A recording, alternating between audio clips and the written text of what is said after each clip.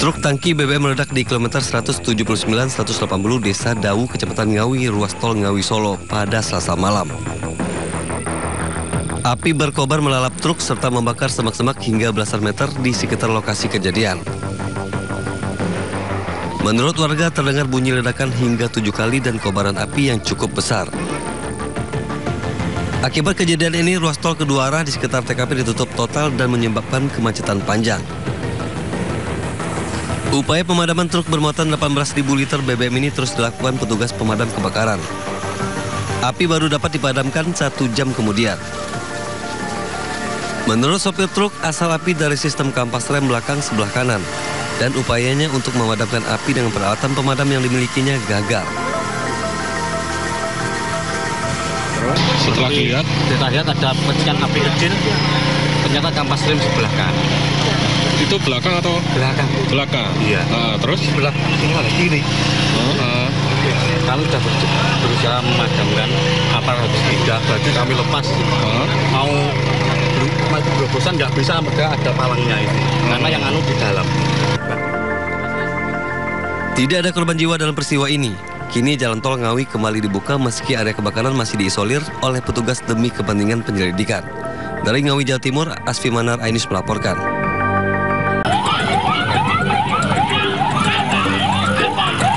Kericuhan mewarnai penertiban PKL di Pasar Sukaramai, Kecamatan Medan, area Kota Medan, Sumatera Utara. Kericuhan terjadi saat puluhan petugas Satpol PP Kota Medan yang dibantu kepolisian dan pemerintah kecamatan setempat langsung mengangkut barang-barang dan tenda pedagang ke mobil petugas Satpol PP Kota Medan. Para pedagang yang tidak terima dengan aksi petugas Satpol PP Kota Medan itu melawan. Beberapa pedagang ikan menyiramkan dan melemparkan barang jualannya ke petugas Satpol PP Kota Medan. Aksi pedagang ini sempat membuat petugas Satpol PP terpancing emosi hingga hendak memukul pedagang. Aksi saling pukul pun nyaris terjadi. Pihak kepolisian yang di lokasi kemudian melerai kedua pihak. Pedagang kecewa sebab pihak petugas Satpol PP Kota Medan sebelumnya tidak memberi peringatan akan ada penertiban sehingga mereka bisa mengosongkan barang jualannya. Penertiban dilakukan petugas Satpol PP Kota Medan karena selama ini pedagang lebih memilih berjualan di luar gedung pasar tradisional Sukaramai ketimbang masuk ke dalam bangunan pasar yang masih banyak kosong itu. Dari Medan, Sumatera Utara, Said Ilham, iNews melaporkan. Pemirsa, gunung api Ile Lewotobi laki-laki di Flores, NTT kembali erupsi dengan ketinggian kolom abu 1.000 meter dari mulut kawah. Petugas meminta agar warga tetap waspada.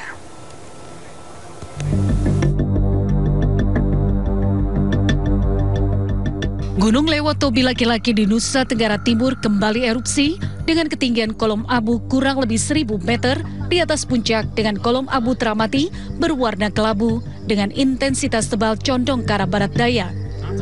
Erupsi ini terekam seismogram dengan amplitudo maksimum 47,3 mm dengan durasi 3 menit 14 detik.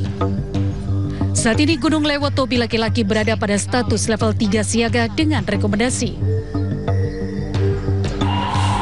Masyarakat di sekitar Gunung Lewotobi laki-laki dan pengunjung wisatawan untuk tidak melakukan aktivitas apapun dalam radius 3 km dari pusat erupsi Gunung Lewotobi laki-laki dan Gunung Lewotobi perempuan.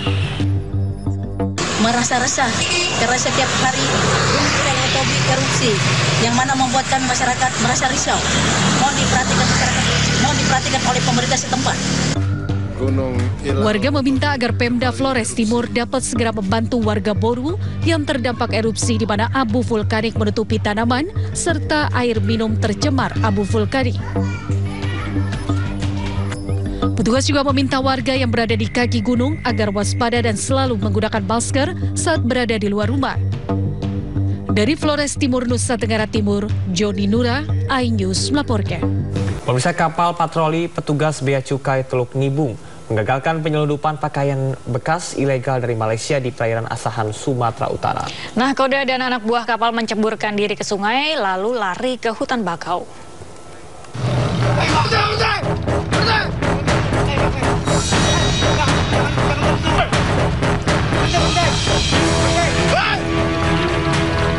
Kapal patroli petugas gabungan Bea Cukai mengejar kapal yang mencoba bersandar di tepi hutan bakau perairan Asahan, Sumatera Utara.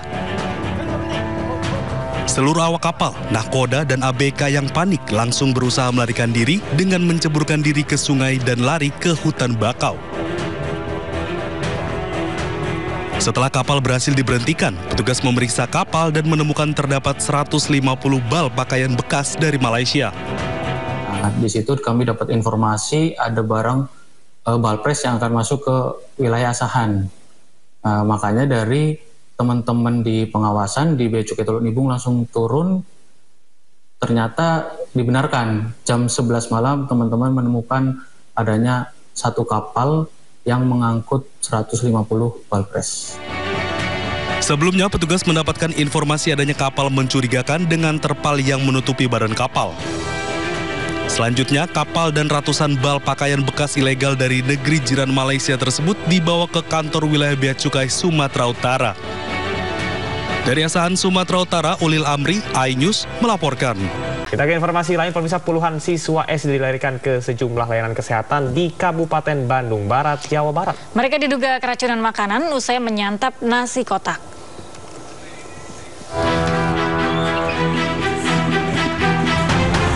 ...93 warga yang dirawat di Pusat Layanan Kesehatan Masyarakat ini mayoritas anak-anak salah satu sekolah dasar di Sindangkerta, Kabupaten Bandung Barat, Jawa Barat. Para korban memiliki gejala yang sama, yaitu mual, sakit perut, hingga buang air besar. Dari hasil penyelidikan polisi dan pemeriksaan saksi, awalnya para korban mengkonsumsi makanan kotak berisikan nasi, kemudian ayam goreng dan saus. Makanan tersebut disediakan pihak sekolah saat acara pembagian rapor siswa pada Senin 24 Juni 2024 dengan total 150 dus. Di Puskesmas Sindangkerta sendiri yang terdata 73, kemudian ada yang ke klinik di luar Puskesmas itu yang terdekat ada kurang lebih 20. Totalnya 93 dari siswa 142 yang pada hari Senin kegiatan kenaikan kelas dan perpisahan yang selesai makan nasi kotak, yaitu ayam goreng. Saat ini mayoritas korban sudah pulang, sementara 10 orang korban lainnya telah dirujuk ke RSUD Cililin karena daya tampung puskesmas terbatas. Polisi telah mengambil sampel makanan untuk rencananya akan dikirim ke laboratorium. Dari Kabupaten Bandung Barat, Jawa Barat, Yuwono, iNews melaporkan. Dinas Pendidikan Provinsi Jawa Barat mendiskualifikasi puluhan calon siswa baru dalam pendaftaran penerimaan peserta didik baru PPDB tahap pertama.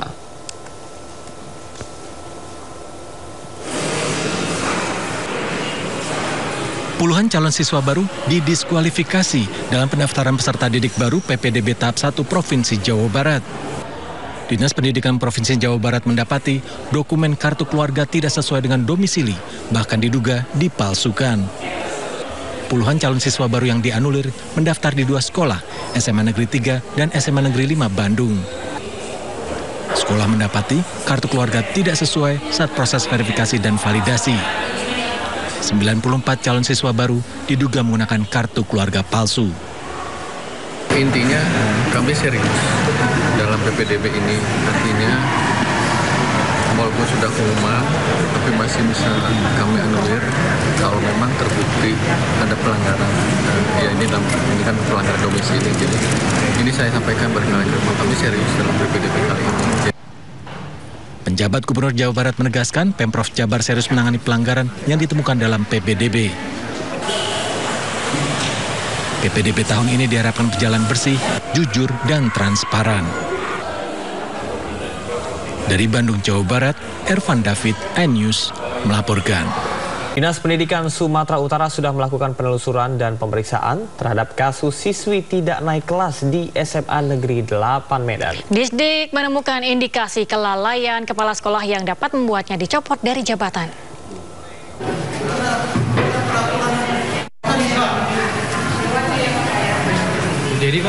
Polemik siswi kelas 11 SMA Negeri 8 Kota Medan yang dinyatakan tidak naik kelas tengah ditangani Dinas Pendidikan Provinsi Sumatera Utara. Sebelumnya anaknya prestasi. Ini peraturan menteri. Disdik Sumut menemukan indikasi kelalaian dari pihak sekolah dalam kasus ini. Kelalaian berupa sekolah kurang sosialisasi terhadap kriteria kenaikan kelas di awal tahun ajaran. Akibatnya, Kepala SMA Negeri 8 Medan dapat dikenakan sanksi, dicopot dari jabatan karena lalai mengambil keputusan terkait siswi MS yang dinyatakan tinggal kelas. Disdik menyatakan sudah menyurati kepala sekolah untuk mengevaluasi putusannya. Kami sudah periksa ke sekolah, termasuk kepala sekolah. Sebenarnya kami menemukan beberapa kelalaian dari sekolah. Ya, karena itu kami kemarin sudah menyurati kepala sekolah supaya mengevaluasi kembali keputusannya. Sementara itu terkait kasus dugaan korupsi dan pungli di SMA Negeri 8 Medan, Polda Sumatera Utara masih melakukan penyelidikan. Polisi telah memeriksa keterangan sejumlah guru. Dalam kasus ini, kepolisian berkoordinasi dengan sejumlah pihak terkait termasuk inspektorat. Laporannya sudah kita terima dan saat ini sedang berproses di tahap penyelidikan yang menangani Subdit Tipikor di Treskrimsus Polda Sumatera Utara. Sebelumnya, Coki Putra, orang tua dari siswa MS menduga putrinya tidak naik kelas akibat laporan polisi soal dugaan pungli dan korupsi di sekolah. Namun sekolah berdalih, siswi MS tidak naik kelas lantaran absensi tidak masuk lebih dari 20%. Dalam rapor tercantum, 20 hari tidak masuk. Di antaranya tanpa keterangan 11 hari, sakit 5 hari, dan izin 4 hari. Dari Medan, Sumatera Utara, Aminur Rasid, Ahmad Ridwan Nasution, iNews melaporkan. Anda masih menyaksikan Sindo Today. Pemirsa, aksi demo tuntut penolakan program Tapera dan revisi Undang-Undang TNI Polri yang digelar mahasiswa HMI Bengkulu berakhir ricuh. Masa yang mencoba merangsek ke gedung DPRD Provinsi Bengkulu terlibat aksi dorong dengan petugas kepolisian. Selain itu, mahasiswa juga menggelar aksi bakar ban.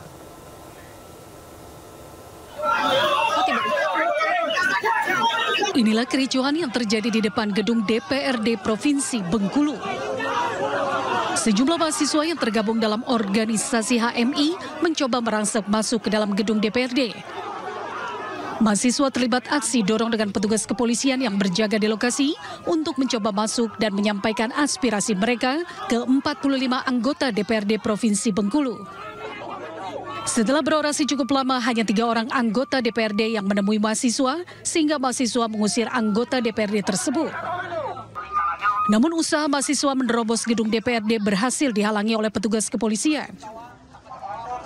Massa sendiri melanjutkan aksi dengan membakar ban bekas di depan gedung DPRD Provinsi Bengkulu sambil melanjutkan orasinya. Itu ada yang disampaikan di bidang kepada Dewan Perwakilan Rakyat Daerah Provinsi Bengkulu. Ini apa namanya aktivitasnya pasti ini kan damai, lancar atau gimana? Ini aksinya akan berjalan damai sesuai dengan konsep yang telah dikonsepkan. Juga bagaimana sambutan dari perwakilan kami DPRD itu. Dalam tuntutannya, mahasiswa menolak program dan RUU yang sedang bergulir saat ini, diantaranya menolak program Tapera, menolak revisi Undang-Undang TNI dan Polri, menolak RUU penyiaran, menuntut pemerintah untuk menghentikan tindakan kriminalitas terhadap aktivis, dan sejumlah poin tuntutan lainnya. Dari Kota Bengkulu, Endro Dwirawan, iNews melaporkan. Pemirsa, ribuan driver angkutan online menggelar aksi unjuk rasa di depan Gedung Sate Bandung, Jawa Barat. Mereka menuntut pemerintah menindak tegas aplikator yang menerapkan tarif murah di bawah batas peraturan Menteri Perhubungan.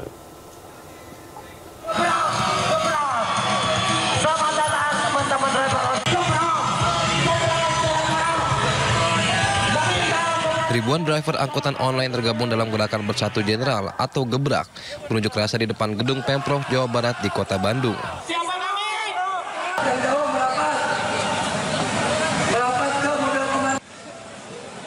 Massa mendesak pemerintah menindak tegas para aplikator yang menerapkan tarif murah sebesar Rp2.500. Menurut mereka, sejumlah aplikator melanggar peraturan Menteri Perhubungan 118 tahun 2018 yang mengatur tarif batas bawah senilai Rp3.500.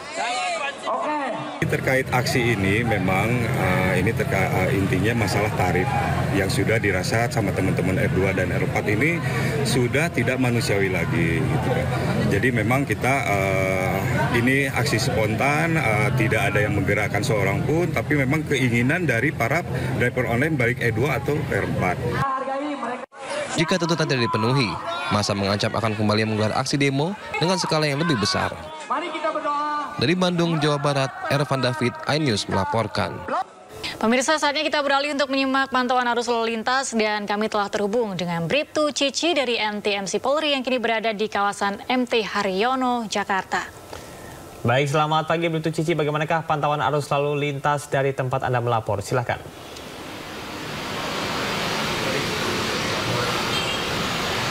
Ya, terima kasih Galuh juga Camat dan pemirsa. Aktivitas masyarakat pagi hari ini juga mobilitas arus kendaraan yang terjadi di sekitaran kawasan MT Haryono sendiri terlihat cukup ramai dan lancar dari berbagai arahnya menjelang jam-jam perkantoran. Kami melihat dari lokasi sendiri bahwa kondisi arus lalu lintas untuk kendaraan yang berdatangan dari arah Halim ataupun dari arah Cawang Uki yang nantinya akan lurus menuju ke arah Pancoran maupun ke arah Kuningan hingga saat ini dalam keadaan ramai dan lancar. Selain didominasi oleh kendaraan pribadi tetapi juga kendaraan umum, terlihat secara langsung bahwa untuk arus lalu lintas di jalur tol juga jalur arteri hingga saat ini mengalami peningkatan jumlah volume arus kendaraan. Kami menghimbau bagi para pengendara yang melintasi kawasan ini untuk tetap menjaga batas laju kecepatan kendaraan Anda, mengingat banyaknya kendaraan yang keluar masuk pada area ataupun kawasan MT Haryono sendiri, dikarenakan memang kawasan MT Haryono dikelilingi oleh pusat parkiran. Dan untuk kondisi arus lalu lintas dari arah sebaliknya, yakni dari arah Semanggi ataupun dari arah Kuningan, yang nantinya akan lurus menuju ke arah Cawang maupun ke arah Halim juga hingga saat ini masih dalam keadaan ramai dan lancar. Memang sedikit terjadi perlambatan kecepatan kendaraan dikarenakan adanya peningkatan jumlah volume arus kendaraan, namun sampai dengan saat ini kondisi arus lalu lintas masih terbilang cukup normal dari berbagai arahnya. Kami menghimbau bagi para pengendara untuk selalu mengikuti petunjuk dan arahan dari rekan-rekan kami yang bertugas di lapangan dan juga tetap menjaga keselamatan diri Anda pribadi tetapi juga keselamatan bersama di jalan. Dan pemirsa, perlu kami informasikan juga bahwa berdasarkan data RCMS Korlantas Polri yang kami terima selama 1 kali 24 jam, sudah terjadi sebanyak 202 kasus laka lantas dengan rincian 27 meninggal dunia, 35 luka berat, dan 250 luka ringan. Dari 202 kasus laka lantas yang terjadi, 96% kecelakaan terjadi di jalur non-tol. Kami menghimbau bagi para pengendara agar tetap fokus saat berkendara, utamakan keselamatan diri Anda pribadi dan tetap mengikuti aturan yang diberlakukan.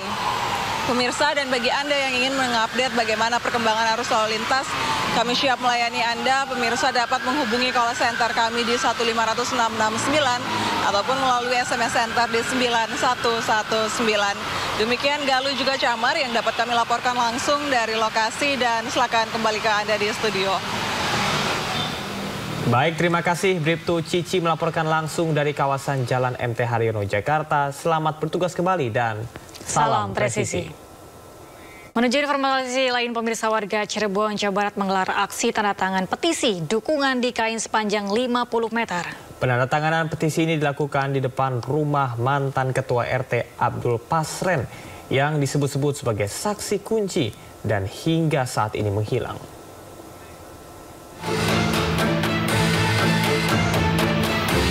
Warga Cirebon, Jawa Barat menggelar aksi tanda tangan petisi dukungan di kain sepanjang 50 meter. Petisi ini menuntut dibebaskannya 7 terpidana kasus pembunuhan Vina dan Eki.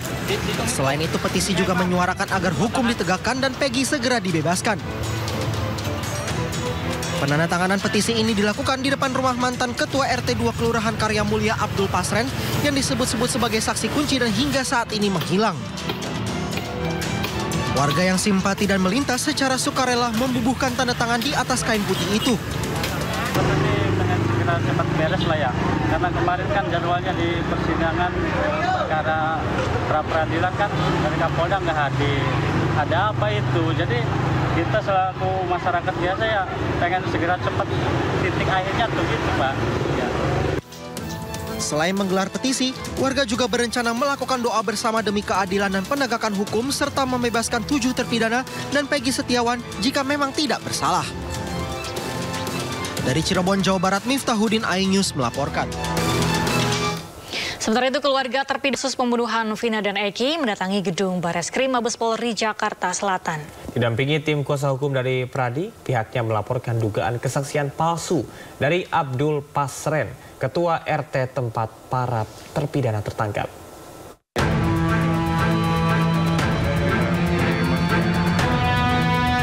Sejumlah perwakilan keluarga terpidana kasus pembunuhan Vina dan Eki mendatangi gedung Awaludin Jamin Bareskrim Polri Selasa siang. Kedatangan keluarga terpidana didampingi Dedi Mulyadi serta tim hukum dari Pradi sebagai kuasa hukum pihak keluarga terpidana. Kedatangan mereka tak lain untuk melaporkan keterangan palsu atau kesaksian bohong oleh Pasren, yaitu ketua RT lokasi penangkapan para terpidana pada 2016 lalu. Mereka datang ke sini untuk menguji kebenaran.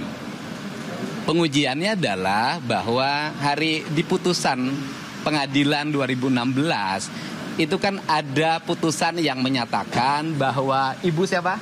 Aminah. Ibu Aminah itu bersimpuh di pangkuan Pak RT Pasren meminta agar Pak RT Pasren berbohong dengan mengiming-imingi uang. Kemudian didampingi oleh pengacara. Setelah saya menemui mereka, sambil menangis mereka mengatakan, mereka tidak ada peristiwa itu.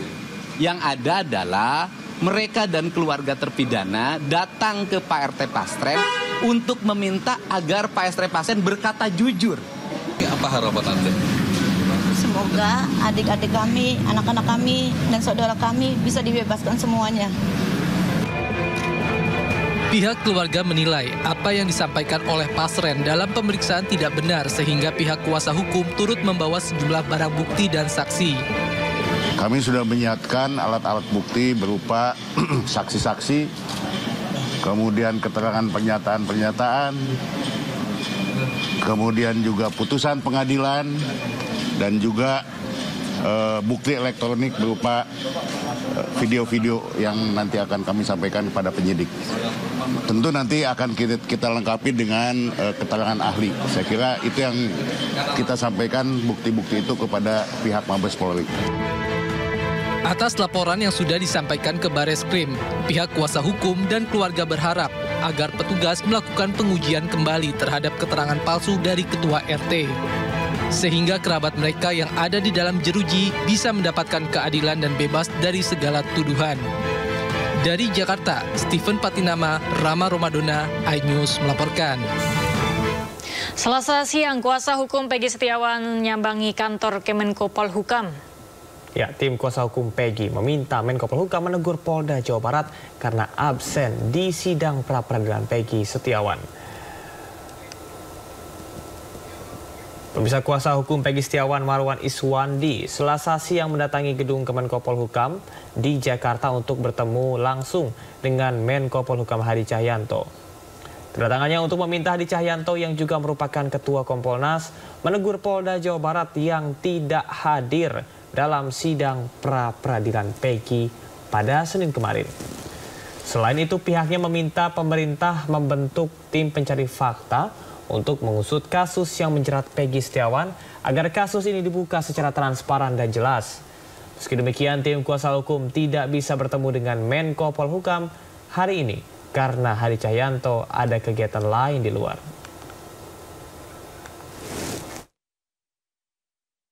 Ada Kepala Biro Hukum dan Persidangan dan Humas.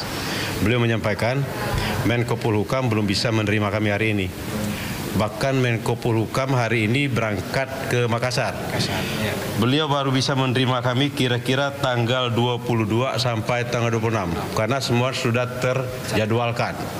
Tetapi keinginan kami sudah kami sampaikan.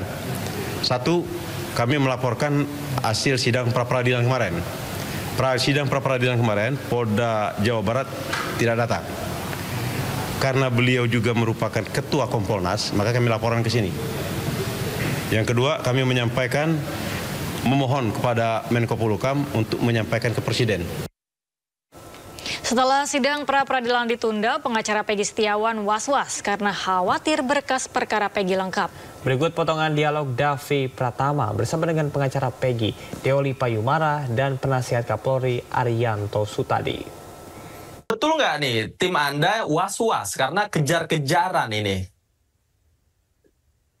Sebenarnya tidak ya. Jadi kalau kita lihat di dalam pra peradilan ya, upaya pra peradilan itu kan waktunya 7 hari untuk bersidang ya.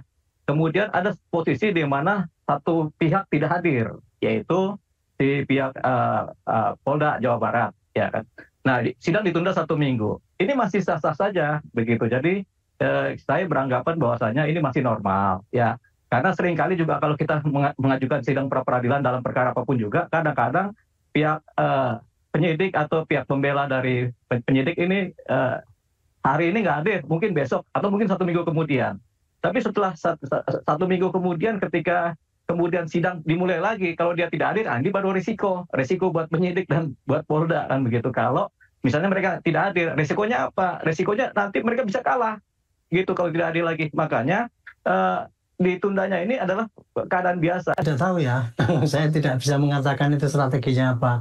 Tapi saya juga kaget juga, karena waktu itu kan hari H-1 sudah siap mau hadir kan gitu kan, ya kita semua mengharapkan.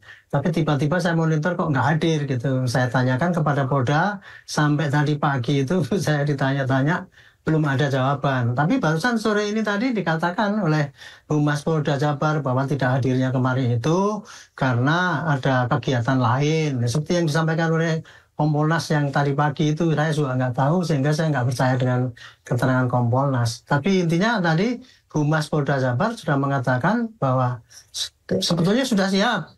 Cuman karena tadi ada kegiatan lain sehingga tidak bisa hadir. Tapi yakinlah minggu depan pasti akan hadir. Dan kita siap untuk itu, pra-peradilan gitu. Itu kira-kira begitu Pak. Jadi saya nggak bisa menyampaikan perkiraan lagi. Kita beralih ke informasi lainnya, pemirsa. Data-data penting milik Kementerian Perhubungan, BAIS dan Inavis diduga bocor oleh serangan ransomware. Informasi kebocoran data Kementerian Perhubungan, BAIS dan Inavis ini dibagikan oleh akun X milik @murdawan1. Pemilik akun juga menyertakan dokumen berupa tangkapan layar sebagai bukti bahwa sebuah akun tertera yang bernama Munzaksor diduga merupakan oknum di balik peretasan data ini. Diketahui Munzaksor merupakan salah satu anggota dari situs Breach Forums. Atau yang ramai dikenal sebagai tempat hacker Bjorka menjual data pribadi orang-orang berkedudukan tinggi di Indonesia. Sedangkan data yang dimiliki BAIS, Inavis, dan Kementerian Perhubungan dijual di dark web dengan harga 1.000 hingga 7.000 dolar Amerika Serikat.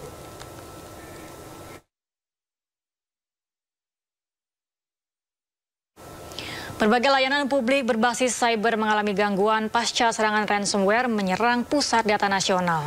Pelaku serangan meminta tebusan 131 miliar rupiah hingga membuat Polri membentuk tim gabungan.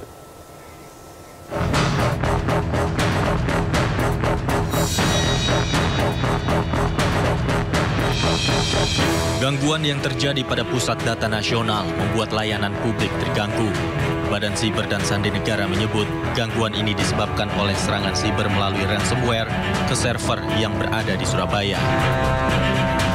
Akibat serangan ini, pelayanan publik di 210 instansi pemerintah terganggu. Gangguan paling parah dialami oleh pelayanan imigrasi. Hal ini juga berimbas pada pelayanan imigrasi di Bandara Soekarno-Hatta yang sempat dilakukan secara manual. Tak hanya Kemenkumham, gangguan PDNS sejumlah layanan berbasis online di sejumlah kementerian. Jadi rekan-rekan, jadi memang di web itu kita ada jalan ke sana itu ya, kita ikuti dan mereka minta tebusan ada 8 juta US dollar. Sementara itu penyerang sistem PDNS meminta tebusan untuk mengembalikan data yang diambil. Uang tebusan tersebut harus dibayarkan agar pelaku serangan siber membuka enkripsi terhadap sistem data PDNS yang terinfeksi. Nominal uang tebusan yang diminta pun bernilai fantastis, yaitu 8 juta dolar atau 131 miliar rupiah. Menanggapi teror cyber tersebut, pemerintah membentuk tim gabungan dari BSSN, Kominfo, dan Polri untuk menginvestigasi kasus ini. Polri akan berkolaborasi dengan stakeholder terkait lainnya untuk menangani kejadian-kejadian yang saat ini sedang terjadi. Mudah-mudahan, mohon doanya, semuanya bisa kita tuntaskan, semua yang terjadi ini bisa kita mitigasi dan kita antisipasi dan terjadi kembali. Kita akan berfokus dengan sekretariat terkait, baik dari Kominfo, BSSN maupun yang lainnya. Meski terus didalami, pemerintah menduga pelaku serangan cyber ini adalah Lockbit, yaitu sindikat ransomware paling aktif di dunia selama 3 tahun terakhir. Dari data serangan yang terjadi di beberapa negara, pelaku serangan PDNS diduga berasal dari Rusia dan Korea Utara. Dari Jakarta, tim liputan iNews melaporkan. Serangan cyber kembali menghantam Indonesia dengan menargetkan Pusat Data Nasional atau PDN. Ya, serangan itu tidak hanya mengancam keamanan data warga, tetapi juga menyebabkan gangguan di berbagai layanan umum yang bergantung pada Pusat Data Nasional. Adapun kronologi serangan siber yang menargetkan Pusat Data Nasional terjadi pada 23 Juni 2024. Akibat serangan ini, Pusat Data Nasional atau PDN mengalami serangan siber jenis ransomware bernama Brainkeeper. Serangan ini pun berhasil menginfeksi dan mengekskripsi data penting yang tersimpan di Pusat Data Nasional. Dalam serangan ini, pelaku menuntut tebusan sebesar 8 juta US dollar atau sekitar 131 miliar rupiah untuk membuka kembali data yang telah dienkripsi. Menurut Kepala Badan Siber dan Sandi Negara atau BSSN, Insa Siburian, serangan ini merupakan pengembangan baru dari ransomware Lockbit 3.0 dan lebih dari 50 juta data warga beresiko terekspos dalam insiden ini. Serangan ini berdampak luas pada layanan umum yang menggunakan data dari PDN, yakni layanan iKTP, yang mana proses pembuatan dan penggantian iKTP terhenti total dan menyebabkan kesulitan mengurus administrasi kependudukan. Kemudian layanan BPJS Kesehatan juga mengalami gangguan signifikan berupa penundaan dalam kepengurusan klaim dan layanan kesehatan masyarakat. Sistem perpajakan juga terganggu hingga proses pelaporan dan pembayaran pajak harus tertunda. Layanan keimigrasian juga terhenti dan menyebabkan penundaan dalam penerbitan dokumen penting warga Indonesia maupun warga negara asing yang berada di Indonesia. Selain itu, layanan pendidikan menjadi terhambat terkait dengan proses pendaftaran dan administrasi lainnya. Layanan perbankan dan keuangan juga mengalami gangguan dalam proses verifikasi data nasabah serta layanan perbankan lainnya. Pemerintah telah mengambil langkah cepat untuk menangani situasi ini. Antara lain dengan perbaikan sistem keamanan, tim teknis diterjunkan untuk memulihkan dan memperkuat sistem keamanan PDN. Kemudian investigasi mendalam guna mengidentifikasi pelaku dan modus operandi serangan dan peningkatan keamanan siber untuk memperkuat infrastruktur keamanan siber nasional. Dari informasi lainnya, pemirsa, setelah berhasil menggerebek 3 tempat judi online, Satuan Reskrim Polresta Banyumas, Jawa Tengah menetapkan 11 orang menjadi tersangka. Mereka merupakan operator judi online. Dari 3 lokasi, polisi menyita 502 komputer.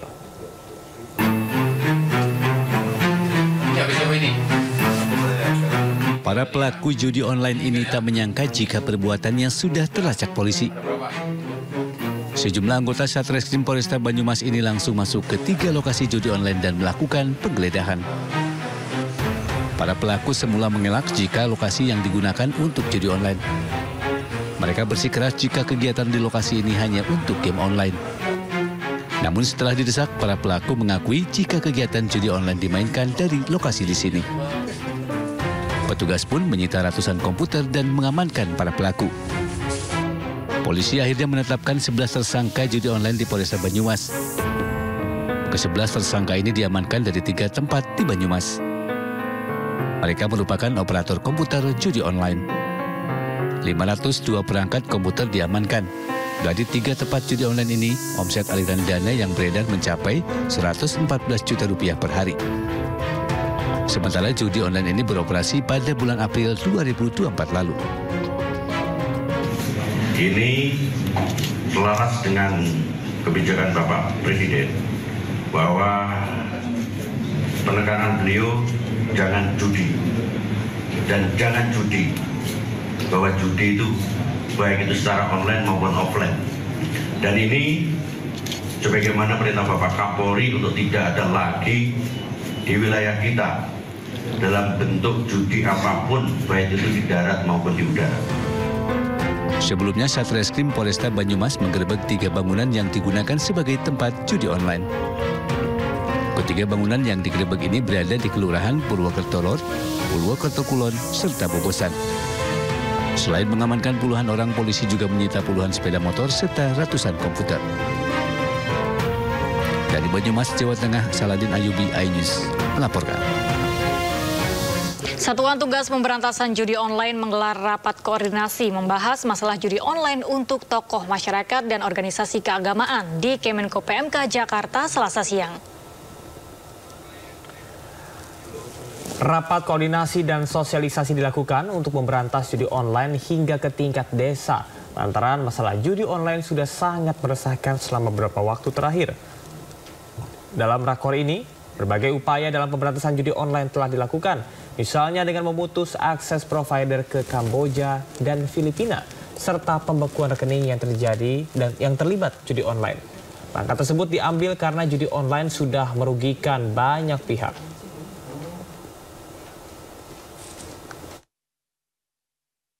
Rekan-rekan media sekalian, bahwa judi online itu sudah merambah ke seluruh profesi.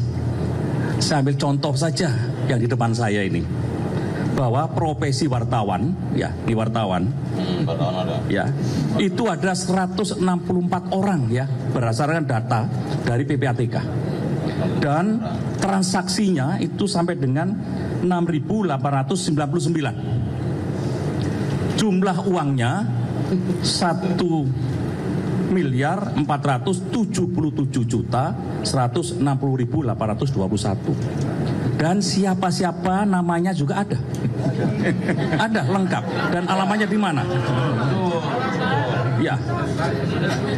Nah, pada kesempatan siang hari ini saya juga ingin menyampaikan bahwa hampir di seluruh provinsi itu sudah terpapar judi online.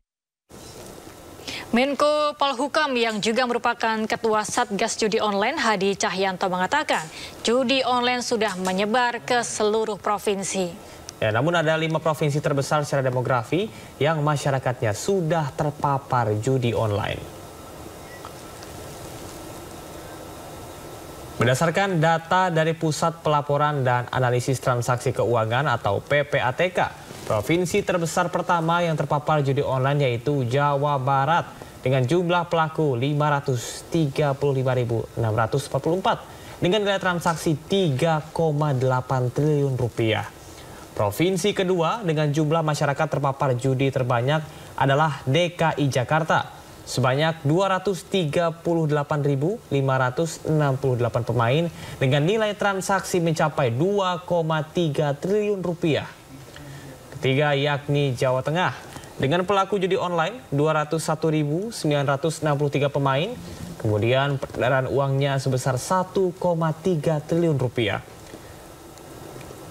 Sementara provinsi keempat yakni Jawa Timur, pelakunya 135.227 dan angka keuangannya 1,015 triliun rupiah.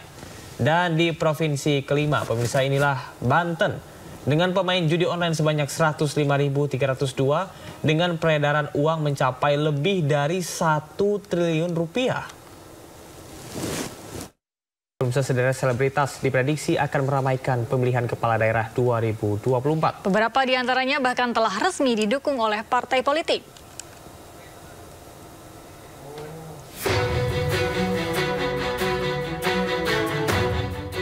Tak berbeda dengan pemilihan legislatif, pemilihan kepala daerah atau pilkada 2024 diprediksi akan diramaikan oleh tokoh selebritas.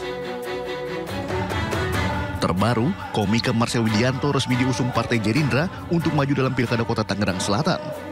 Marcel akan disiapkan sebagai calon wakil wali kota Tangerang Selatan. Marcel dipilih salah satunya karena mewakili sosok anak muda yang punya daya juang tinggi. Pengusungan ini sekaligus menjadikan Marcel sebagai salah satu kader Partai Gerindra. Penyanyi Krisdayanti juga tengah bersiap ikut dalam pilkada. Anggota Komisi 9 DPR 2019-2024 ini telah bertekad bulat maju menjadi bakal calon wali kota Batu, Jawa Timur. KD telah menyerahkan dokumen pendaftaran sebagai bacalon Walkot Batu ke DPC PDIP Kota Batu. Musisi Ahmad Dhani pun tak ketinggalan. Mantan suami Maya Estianty ini disiapkan Partai Gerindra untuk maju dalam Pilkada Surabaya. Ahmad Dhani kini duduk di kursi parlemen usai menang di Dapil Jatim 1 pada pemilihan legislatif 2024. Penyanyi jebolan ajang pencarian bakat Siti Rahmawati atau Siti KDI juga percaya diri ikut Pilkada 2024. Siti digadang-gadang akan maju dalam Pilkada Polewali Mandar, mendampingi Sekda Polewali Mandar, Andi Bebas Manggazali. Siti pun rela pulang kampung demi keseriusannya dalam kontestasi ini.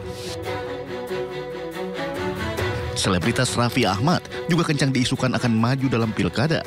Raffi mendapat sinyal positif akan diajak Bupati Kendal Diko Ganinduto maju sebagai calon gubernur dan wakil gubernur Jawa Tengah. Namun, ketika kembali dicecar awak media, Sultan Andara ini terkesan enggan menanggapi. Adik ipar Raffi Ahmad, Ricky Ismail alias JJ Govinda, terpampang di Jalan Raya Lembang, Kabupaten Bandung Barat. Baliho tersebut ramai diperbincangkan warga juga netizen di media sosial lantaran disebut akan maju dalam pemilihan kepala daerah Pilkada Kabupaten Bandung Barat. Terjunnya artis atau selebritas dalam kontestasi politik bukan fenomena baru. Mereka yang dulu hanya dikenal lewat karya dan penampilan di dunia hiburan, kini banyak yang telah duduk di kursi eksekutif maupun legislatif. Pengamat politik Henry Satrio menilai pencalonan artis dalam kontestasi politik adalah hal yang wajar karena telah memiliki modal popularitas yang lebih maju ketimbang elektabilitas. Popularitas mereka jelas tinggi sekali dan itu satu langkah atau satu kaki lebih maju dibandingkan elektabilitas. Meski demikian, popularitas bukan jaminan bagi para pesohor bisa memenangkan pilkada.